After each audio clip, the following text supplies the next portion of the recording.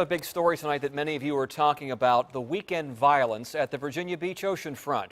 10 on Your Side's been covering the crime since early Sunday. The violence really broke out late Saturday night. Between 11:23 p.m. and 3:13 a.m., police reported 3 shootings, 2 stabbings, 2 assaults, and 3 robberies along several blocks of the Strip. 10 on Your Side spent the day asking Virginia Beach politicians and police tough questions about the violence and the response. Our team coverage begins with Andy Fox.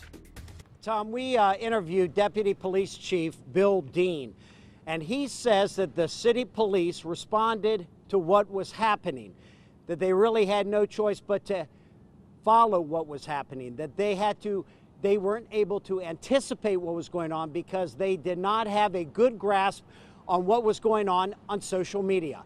Now, this is the scene out here Saturday night, and it kept growing. Friday night it was okay, but Saturday night it started getting out of control. Police were saying they did not fully understand the number of people that were going to be here because it was basically an unorganized event, college weekend. It was not city sanctioned.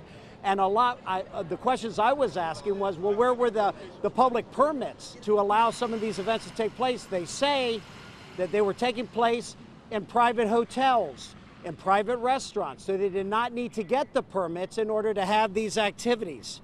The city was not involved in the planning of the college weekend event, except for the police presence. And what happened is they had a lot of people on standby just in case it got out of control, which it did Saturday night. And when I was talking with Deputy Police Chief Bill Dean, there was actually a shooting in this area right in front of him and Chief Jim Cervera.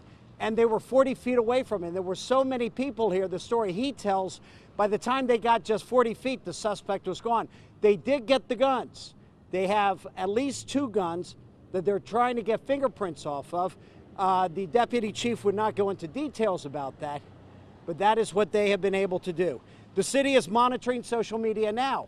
Interesting thing, of the people on social media, 50% of the people say they'll never come back here. 50% say they will come back here. And also, permits not needed because this was all occurring on private property. And that's what happened here. Now, coming up at 5:30, Bill DeSteff, councilman, organizing a city hall on Wednesday. I'll have more on that coming up and also talk with Mayor Will Sessoms at 6.